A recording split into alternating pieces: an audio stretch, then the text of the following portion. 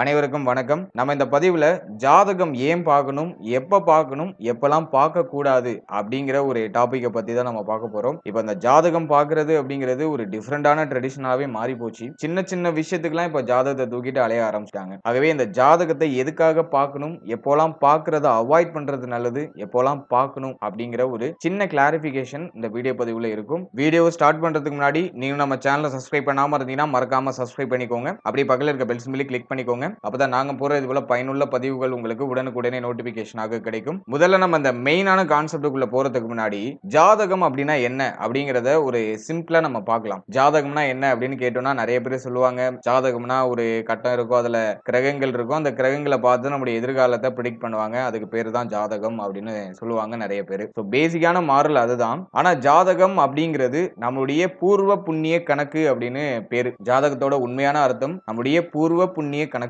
நம்முடைய முன் ஜென்மத்துல செஞ்ச பாவ புண்ணியங்களுடைய ஒரு தொகுப்பு தான் ஜாதகம். அதனாலதான் எல்லா ஜாதகத்துடைய தொடக்கத்திலையும் இந்த ஒரு வசனத்தை எழுதியிருப்பாங்க. அதாவது ஜனனி ஜென்ம சௌக்கியானம் வர்த்தினி குல சம்பதம் பதவீம் பூர்வ புண்ணியானம் லிக்கியதே ஜென்ம பத்ரிகா அப்படிங்கிற ஒரு வசனத்தை எல்லா ஜாதகத்துடைய தொடக்கத்திலையும் எழுதியிருப்பாங்க. இதோடைய அர்த்தம் என்ன அப்படின்னு பார்த்தோம்னா, இந்த ஜென்மத்துல ஒரு மனிதன் அடையக்கூடிய நன்மை தீமைகள் அவன் பூர்வ ஜென்மத்துல செய்த பாவ புண்ணியங்களின் அடிப்படையில தொகுக்கப்பட்டு ஜாதக கட்டத்துல கிரகங்களின் அமைப்பின் பெயர்ல நமக்கு ஒரு குறிப்பீடாக குறிப்பிடப்பட்டு இருக்கிறது அப்படிங்கிறது தான் இந்த வசனத்துக்கான ஒரு பொருளாக சொல்லப்பட்டிருக்கு. சிம்பிளா சொல்லணும்னா, முந்தைய பிறவில நம்ம சேர்த்து வைத்திருக்கக்கூடிய அந்த பாவ புண்ணியத்துடைய கணக்கு தான் ஜாதகம். கர்ம பூமியான இந்த உலகத்துல இந்த இரண்டு பாவ புண்ணிய கணக்குகளை தீர்த்துட்டு போறதுக்காக தான் நாம பிறப்பெடுத்திருக்கோம் அப்படிங்கிறது ஒரு பேசிக்கான ஒரு மாறல். ஆகவே ஜாதகத்தை வச்சு நம்முடைய பூர்வ புண்ணிய கணக்கை நம்மளால எளிமையா ஐடென்டிஃபை பண்ண முடியும். அதற்கு ஏற்ப இந்த ஜென்மத்துல நமக்கு கிடைக்கக்கூடிய நன்மை தீமைகள்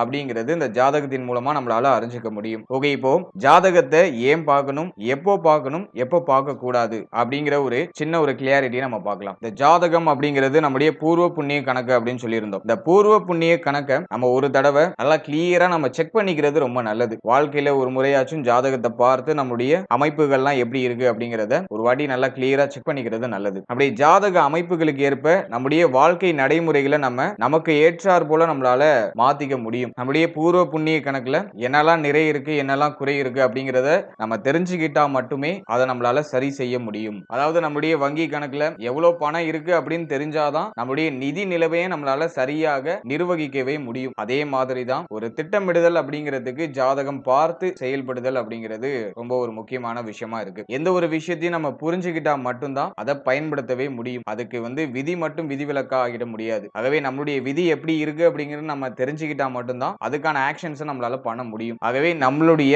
பாதைக்கான ஒரு தெளிவை ஏற்படுத்துறதுக்காக மட்டுமே நம்ம ஜாதகத்தை பார்க்கணும். ஒரு சில பேர் சொல்லுவாங்க, நடக்கிறபடி தானே நடக்கும், அதுல பார்க்கிறதுக்கு என்ன இருக்கு அப்படின்னு. அது அவங்களுடைய அறிவு சார்ந்த அபிப்பிராயம் அப்படின்னு நம்ம சொல்லிவிட முடியாது. பொதுவா பார்த்தோம்னா மனிதனுக்கு எதிர்காலம் பற்றிய எண்ணம் தான் அதிகமா இருக்கும். நம்மளுடைய நேரமா இருக்கட்டும், நம்முடைய சக்தியா இருக்கட்டும், நம்முடைய எதிர்காலம் பற்றிய எண்ணம் தான் அதிகமா எடுத்துக்கும் அந்த நேரத்தையும் அந்த சக்தியையும். அதனாலதான் நாம எந்த ஒரு விஷயம் நடக்கிறதுக்கு முன்னாடி அந்த நிகழ்வால பாதிக்கப்படுறதை விட அதிகமா அது பற்றிய எண்ணங்களால நம்ம பாதிக்கப்படுவோம். ஒரு நல்லது நடந்தாலும் சரி, ஒரு கெட்டது நடந்தாலும் சரி, அந்த விஷயம் நடக்கிறதுக்கு முன்னாடியே நம்முடைய எண்ணம் இப்படி ஆயிடுமா அப்படி ஆயிடுமா அப்படிங்கிற மாதிரி யோசிக்க ஆரம்பிச்சிடும். நல்ல விஷயமா இருந்தா அதிகமான எக்ஸ்பெக்டேஷன், அதுவே கொஞ்சம் தீமையான விஷயம் இருந்தா அதிகமான பயம், குழப்பம், கவலை, இதெல்லாம் நம்மளை போட்டு ஒரு மாதிரி வாட்டி எடுத்துரும். எனவே ஒரு விஷயம் கிடைக்கிறதுக்கு முன்னாடி அதிகப்படியான நேரத்தை நம்முடைய சக்தியை நம்முடைய எண்ணங்கள் ஆக்கிரமிப்பு பண்ணிடும். நம்ம ஒரு தெளிவே இல்லாம ஒரு விஷயத்தை நினைச்சு குழப்பிக்கிட்டே இருந்தோம்னாக்கா நம்ம அடைய வேண்டிய இடத்தை அடையவே முடியாது. ஆகவே நம்முடைய ஜாதகத்தை பார்த்து எது சரியா இருக்கும் அப்படிங்கிற ஒரு தெளிவுக்கு நம்ம வந்துடுறது ரொம்ப நல்லது. சோ அப்படி நம்ம ஒரு தெளிவுக்கு வந்துட்டோம்னாலே எதை பத்தி நம்ம கவலைப்பட வேண்டாம். நம்முடைய நேரம் தேவையில்லாம வீணாகாது, நம்முடைய சக்திகள் தேவையில்லாம வீணாகாது. அதை நம்ம ஒரு நல்ல விஷயத்து மேல ஆக்கப்பூர்வமா செயல்படுத்தி இன்னும் பெரிய வெற்றியை நம்மளால அடைய முடியும். ஆகவே நம்முடைய ஜாதகத்தை பார்த்து நம்முடைய ஜாதகப்படி நம்முடைய வாழ்க்கையில முக்கியமான காலகட்டம் இப்படிதான் இருக்கும் அப்படிங்கிறது நம்ம முன்கூட்டியே தெரிஞ்சுக்கிட்டோம்னாக்கா அந்த முக்கியமான காலகட்டத்திற்கான செயல்பாடுகளை நம்ம எளிமையா தொடங்க முடியும். எந்த ஒரு குழப்பமும் இல்லாம அந்த விஷயத்துல தெளிவோட செயல்பட முடியும். அனாவசியமான பயமோ தேவையில்லாத எண்ணங்களோ நம்முடைய நேரத்தை வீணாக்காம இருக்கும். அதே போல நம்முடைய ஜாதகத்துல இருக்கக்கூடிய அந்த நல்ல கெட்ட கிரக அமைப்புகளுக்கு ஏற்ப நல்ல பலன்களும் நடக்கும், கெட்ட பலன்களும் நடக்கும். நன்மையும் தீமையும் கலந்ததுதான் வாழ்க்கை. நல்ல பலன் எந்த காலகட்டங்கள்ல இருக்கும், கெட்ட பலன் எந்த காலகட்டங்கள்ல இருக்கும் அப்படிங்கறத நம்ம சரியா ஐடென்டிஃபை பண்ணி வச்சுக்கிறது ரொம்ப நல்லது. இந்த நல்ல காலம் கெட்ட காலம் எது அப்படிங்கறத நம்ம முன்கூட்டியே தெரிஞ்சுக்கிட்டோம்னாக்கா அதற்கு நம்மள நாமளே தயார்படுத்தி கொள்ள முடியும். ஆகவே நம்முடைய ஜாதகத்தை பார்த்து எந்த காலகட்டம் நமக்கு சாதகமான காலகட்டம், எந்த காலகட்டம் பாதகமான காலகட்டம் அப்படிங்கறத தெளிவா நம்ம அனலைஸ் பண்ணி வச்சுக்கணும். அடுத்தது ஜாதகத்தை நம்ம எப்போலாம் பார்க்கணும் அப்படின்னு நம்ம பார்த்தோம்னா, புதிதா நீங்க ஒரு துறைக்குள்ள இறங்க போறீங்க, புதுசா ஏதாச்சும் தொழில் ஆரம்பிக்க போறீங்க, அது மிகப்பெரிய இன்வெஸ்ட்மெண்டா இருக்கு, உங்க வாழ்க்கையில ரொம்ப முக்கியமான தருணமா இருக்கு. அப்படிப்பட்ட காலகட்டங்கள்ல நீங்க உங்களுடைய ஜாதகத்தை கரெக்டா ஒரு வாட்டி செக் பண்ணிக்கிறது நல்லது. நீங்க இறங்குற விஷயத்துக்கு இந்த காலகட்டம் ஏதுவான காலகட்டமா, தசா புக்தி சரியா இருக்கா, இப்ப நம்ம இறங்குற விஷயத்துல நமக்கு வெற்றி கிடைக்குமா அப்படிங்கிற விஷயத்துல நம்ம ஜாதகத்தை பார்த்து ஒரு வாட்டி கிளாரிஃபை பண்ணிக்கிறது நல்லது. ஜாதகம் பார்க்கிறது அப்படிங்கிறது உங்க வாழ்க்கையில ரொம்ப முக்கியமான தருணங்களுக்கு மட்டும் ஜாதகங்களை பார்க்கிறது ரொம்ப நல்லது. தேவையில்லாத சின்ன சின்ன குழப்பங்களுக்கு எல்லாம் ஜாதகங்களை பார்க்க கூடாது. அதெல்லாம் முடிஞ்ச அளவுக்கு அவாய்ட் பண்ணிக்கோங்க. சின்ன சின்ன விஷயங்களுக்கு எல்லாம் இப்ப ஜோதிடரை தேடி அலைய ஆரம்பிச்சிட்டாங்க. ஆகவே உங்க வாழ்க்கை லைன்ல ரொம்ப முக்கியமான தருணம், இந்த தருணம் வந்து லைஃப்லயே ரொம்ப ரொம்ப முக்கியமான தருணம் அப்படிங்கிற விஷயத்துக்கு மட்டும் உங்களுடைய ஜாதகத்தை எடுத்து ஒரு வாட்டி கிளாரிஃபை பண்ணி பிறகு அந்த விஷயத்தை செயல்படுத்துறது நல்லது. குறிப்பா பெரிய இன்வெஸ்ட்மெண்ட், திருமணம் முயற்சி சம்பந்தமான விஷயம், இப்படி உங்களுடைய வாழ்க்கையில எந்த தருணத்தை ரொம்ப முக்கியமான தருணமா நீங்க கருதுறீங்களோ அந்த விஷயத்துக்கு நீங்க ஜாதகத்தை பார்த்துக்கிறது நல்லது. இது வந்துட்டு ஒரு சுபத்துவம் சார்ந்த விஷயம். அடுத்தது வாழ்க்கையுடைய இரண்டாவது பகுதி அசுபத்துவம் அப்படின்னு சொல்லக்கூடிய கெட்ட விஷயங்கள் நடக்கும்போது ஜாதகம் பார்க்கிறது. அதாவது வாழ்க்கையில முன்னேறவே முடியல, இறங்குற விஷயத்தெல்லாம் தோல்வியா இருக்கு, நிறைய பிரச்சனை இருக்கு, அடுத்தது என்ன பண்றதுன்னு தெரியல, ரொம்ப குழப்பமா இருக்கு, லைஃபே வெறுத்த மாதிரி இருக்கு அப்படிங்கிற தருணங்கள்ல நம்ம ஜாதகத்தை ஒரு வாட்டி எடுத்து கிராஸ் செக் பண்ணிக்கிறது நல்லது. ரொம்ப டவுனா போற சிச்சுவேஷன்னா கண்டிப்பா உங்களுடைய ஜாதகத்துல தசா புக்தி, அந்த தசா நாதன் கண்டிப்பா உங்களுக்கு வீக்கா இருக்கும். சோ அந்த தசா புக்தி எவ்வளவு காலத்துக்கு இருக்கு, எப்போல இருந்து உங்க வாழ்க்கையில மாற்றம் ஆரம்பிக்கும், அதற்கு நாம எப்படி தயாராகிறது, அதற்கு ஏதாச்சும் நம்ம பரிகாரம் பண்ணலாமா? இப்ப பரிகாரம் பண்றது அப்படிங்கிற ஒரு விஷயமே வந்துட்டு வேற மாதிரி மாறி போயிட்டு இருக்கு. பரிகாரம் அப்படிங்கிறது நம்முடைய சிந்தனையை திசை திருப்புறதுக்கான ஒரு விஷயம் தான். இப்ப அதையே வந்துட்டு நிறைய பேரு ரொம்ப செலவு பண்ணி பண்றாங்க, பரிகாரம் பண்றேன்னு நிறைய ஏமாற்றத்தை சந்திக்கிறாங்க. அதுவே ஒரு பெரிய மார்க்கெட்டிங்கா மாறி போச்சு. பரிகாரம் அப்படிங்கிறது நம்முடைய சிந்தனையை திசை திருப்புறது. ரொம்ப கஷ்டமா இருக்கு, வருத்தமா இருக்கு, ரொம்ப குழப்பமா இருக்கு,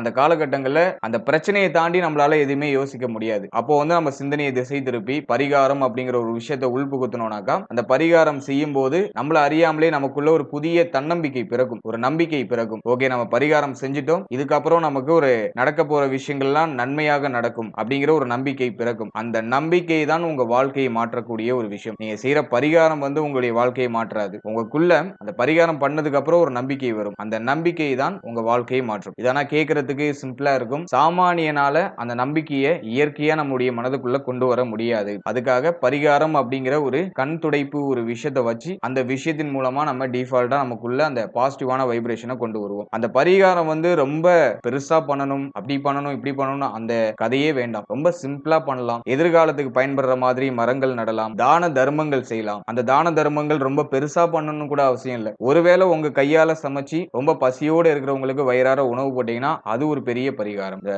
தான தர்மம் பண்றதெல்லாம் என்ன பிரச்சனையில இருந்தாலும் நீங்க பண்ணலாம், அந்த பிரச்சனைகளுக்கு ஒரு நிவர்த்தியை நிச்சயமா பெற்றுக் கொடுக்கும். தான தர்மம் இருக்கிறதுலே ஒரு பெஸ்ட் மெடிசன். பசியோடு இருக்கிறவங்களுக்கு ஒருவேளை நம்ம உணவு கொடுத்தோம்னா நம்ம வாழ்க்கையில இருக்கிற பல பிரச்சனைகளுக்கு நிவர்த்தி அப்படிங்கிறது டிஃபால்ட்டாவே கிரியேட் ஆக ஆரம்பிக்கும். புண்ணியத்திலேயே பெரிய புண்ணியம் அன்னதானம் பண்றதுதான். அதே போல இந்த கோவில் குளங்களுக்கு போறது அப்படிங்கிறதுமே ஒரு பாசிட்டிவான வைப்ரேஷனை கிரியேட் பண்றதுக்காக தான். அவை பரிகாரம் செய்யறேன்னு சொல்லிட்டு பணம் கொடுத்து ஏமாற வேண்டாம். பரிகாரம்ங்கிறது உங்களால எந்த அளவுக்கு பண்ண முடியுமோ அந்த அளவுக்கு ரொம்ப சிம்பிளா பண்ணணும். நம்ம பண்ற விஷயம் நமக்கு நம்பிக்கையை ஏற்படுத்தணும். அந்த ரெண்டு விஷயம் இருந்தா போதும். எனவே இந்த கெடுதலான காலகட்டங்கள்ல இருந்து நம்ம எப்படி மீண்டு வருது, அதுக்கான பரிகாரம் பண்ணலாமா, இந்த மோசமான தசாபுக்தி முடிகிற வரைக்கும் நம்ம ஜாக்கிரதையா இருக்கலாமா, இப்படி சில சிந்தனையை திசை மாற்றும் டெக்னிக் மூலமா நம்ம நம்முடைய பிரச்சனைகளுக்கு ஒரு நிவர்த்தியை நம்மளால கொண்டு வர முடியும். எல்லாமே விதிபடி தான் நடக்கும் அப்படின்னு நம்ம இருந்துடாம சில விஷயங்களை நம்ம முன்கூட்டியே அறிந்து கொள்றது மூலமா நம்மளை நாமளே தயார்படுத்திக்கிட்டு ஆக்கப்பூர்வமான ஒரு சில செயல்பாடுகளை செஞ்சு அந்த பிரச்சனைகளுடைய தாக்கத்தை நம்மளால குறைக்க முடியும். ஆகவே ஜாதகம் அப்படிங்கிறது ரொம்ப முக்கியமான தருணத்தை பார்க்கணும். வாழ்க்கையில முன்னேறவே முடியல, ரொம்ப மோசமா போயிட்டு இருக்கு சூழ்நிலை அப்படின்னா அந்த தருணத்துல நம்ம பார்த்துக்கிறது சிறப்பு. அடுத்தது எப்போலாம் பார்க்க கூடாது அப்படின்னு நம்ம பார்த்தோம்னா,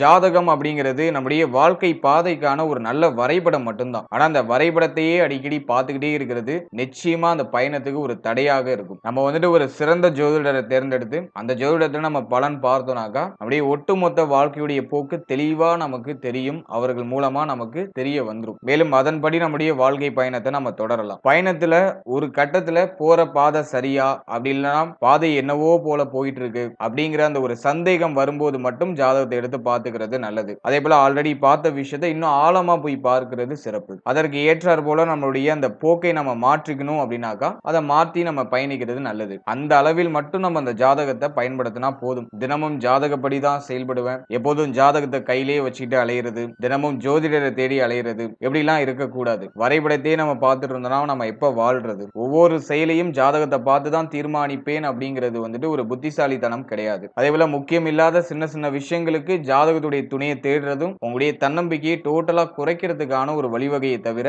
அது உங்களுடைய தன்னம்பிக்கையை உயர்த்தாது. அதே போல நம்மள சில பேர் இருப்பாங்க, ஒரே நேரத்துல 2 ஜோதிடரை போய் பார்ப்பாங்க. அந்த 2 பேரும் ஒரு மாதிரி பலன் சொல்லுவாங்க. இந்த 2 பலன்ல எது சரியா இருக்கும் அப்படிங்கறத தெளிவுபடுத்துறதுக்கு 3வதா இன்னொரு ஆளை போய் பார்ப்பாங்க. இப்படி எல்லாம் நம்ம பார்க்கும்போது நமக்கு குழப்பம் தான் மிஞ்சுமே தவிர ஒரு தெளிவு பிறக்காது. ஏன்னா வந்துட்டு ஜோதிட கலை வந்துட்டு ஒரு நுணுக்கமான கலை. ஜோதிடம் அப்படிங்கிறது கடல் போன்றது. அந்த கடல்ல ஒரு ஜோதிடருடைய அனுபவத்தின் பெயரிலும் அவருடைய ஞான மார்க்கத்தின் பெயரிலையும் அவங்க அறிந்த முறைகளின் பெயரிலையும் பலன்கள் ஒரு சில ஏற்றத்தாழ்வுகள் அடைந்து வரத்துக்கு வாய்ப்புகள் அதிகம். ஆகவே ஒரே நேரத்துல 2-3 பேரை போய் பார்க்கிறது, அவங்க சொல்ற பலன்லாம் கேட்டுட்டு நமக்கு பைத்தியமே பிடிச்சிரும். ஆளாளுக்கு ஒண்ணு சொல்லுவாங்க. இதுல எது நமக்கு சரி அப்படின்னு சூஸ் பண்றது அது ஒரு பெரிய குழப்பமா போயிட்டு இருக்கும். எனவே தேவையில்லாத சின்ன சின்ன விஷயங்களுக்காக ஜாதகம் பார்க்கறத அவாய்ட் பண்ணிக்கோங்க. அடிக்கடி ஜாதகம் பார்க்கறத அவாய்ட் பண்ணிக்கோங்க. வருஷத்துக்கு ஒரு முறை பார்த்தா போதும், அதுவே அதிகபட்சம். அடுத்தது உங்களுக்குன்னு ஒரு ஜோதிடரை சூஸ் பண்ணிக்கோங்க. சொல்ற இடத்துல எல்லாம் போய் ஜாதகம் பார்க்காதீங்க, அது உங்களுக்கு பெரிய வீழ்ச்சியை ஏற்படுத்தும். உங்களுக்குன்னு ஒருத்தரை சூஸ் பண்ணி அவர்கள் சொல்ற கருத்தின்படி நீங்க செயல்படுறது நல்லது. நம்மள நிறைய பேர் இருக்காங்க, கோச்சார பலனையே வந்துட்டு எங்க நல்ல பலன் சொல்றாங்க அப்படின்னு தேடி பார்க்கிற நிறைய பேர் இருக்காங்க. ஒரே நேரத்துல 5-6 சேனல் 10 சேனல் இப்போ வந்து யூடியூப்ல வந்து ஜோதிட சேனலுக்கு வந்து குறையே கிடையாது. நிறைய சேனல் வந்துகிட்டு இருக்கு. அதுல போட்டிருக்க எல்லா பலன்களையும் உட்கார்ந்து பார்த்துட்டு இருப்பாங்க. அது ஒரு பெரிய குழப்பமா போயிட்டு இருக்கும். உங்களுக்குன்னு ஒரு சேனலை சூஸ் பண்ணுங்க. அவர்களின் வழியில மட்டும் நீங்க பயணிங்க. ஒரே நேரத்துல 2-3 சேனல் பார்க்கறதெல்லாம் உங்களுக்கு கூடுதல் தலைவலியை மட்டும்தான் ஏற்படுத்தும், தெளிவை உங்களுக்கு ஏற்படுத்தாது. ஆகவே சின்ன சின்ன சிறு சிறு விஷயங்களுக்கு பயந்து போய் ஜாதகத்தை பார்க்கறதெல்லாம் முடிஞ்ச அளவுக்கு அவாய்ட் பண்ணிக்கோங்க. ஓவராலா ஜாதகம் அப்படிங்கிறது ரொம்ப முக்கியமான தருணத்துக்கு பார்க்கறது சிறப்பு. சூழ்நிலை ரொம்ப மோசமா போகுது, ரொம்ப டவுனா போகுது, அப்ப பார்க்கறது சிறப்பு. சின்ன சிறு சிறு விஷயங்களுக்கு ஜாதகங்களை பார்க்கறத அவாய்ட் பண்றது சிறப்பு. ஒரே நேரத்துல பல ஜோதிடர்களை நாடி போறது நமக்கு வீழ்ச்சிக்கு ஒரு வழிவகையாக இருக்கும். ஆகவே அதை நம்ம கொஞ்சம் அவாய்ட் பண்ணிக்கிறது நல்லது. உங்களுக்குன்னு ஒரு ஜோதிடரை சூஸ் பண்ணுங்க. அவர்களின் பாதையில நீங்க பயணிக்கிறது சிறப்பு. அதே போல கோச்சார பலன்களே பார்த்தாலும்